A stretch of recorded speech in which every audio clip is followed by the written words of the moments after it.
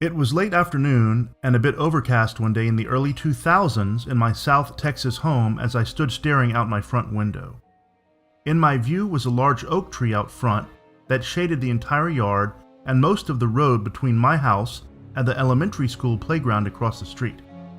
I'm not sure what drew me to the window at that moment, but not long after I drew the curtains back, I watched a shadowy figure emerge from the oak tree out front.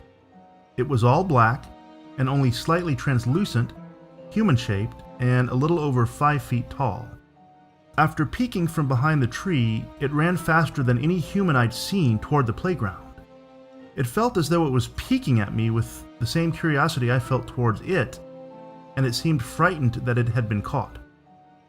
It cut straight through the chain-link fence and disappeared into the side of the brick elementary building. I didn't feel fear, only amazement. I don't recall worrying that I'd see it again. I can't say I even thought of it often after that event until one night over a decade later. At that time, I lived in an even smaller Texas town, this time in the Panhandle. I woke up in the night and stumbled toward the restroom. The light from the cloudless West Texas sky flooded through my blinds just enough to make out my unexpected guest in the forefront of my dining room. This one looked exactly the same, but perhaps a tad shorter. It ran with that same unusual speed from my dining room into my living room, this time running downward into the living room floor. Again, I felt no fear. I've not been visited by this entity since, but I sometimes wonder what I saw and why it acted more afraid of me than I was of it.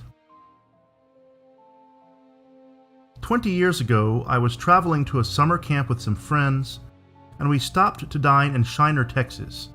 Yes, that's the home of Shiner beer. We were seated in a booth next to a large window. The four of us had a lovely summer view of a large grassy field, mostly empty except for a few large trees. With a lull in the teenage conversations and our mouths full of southern fried buffet items, we stared out the window into the early evening and all spotted something strange. Alone in the grassy field hovered a fairy-like creature about 2 feet in height, all black.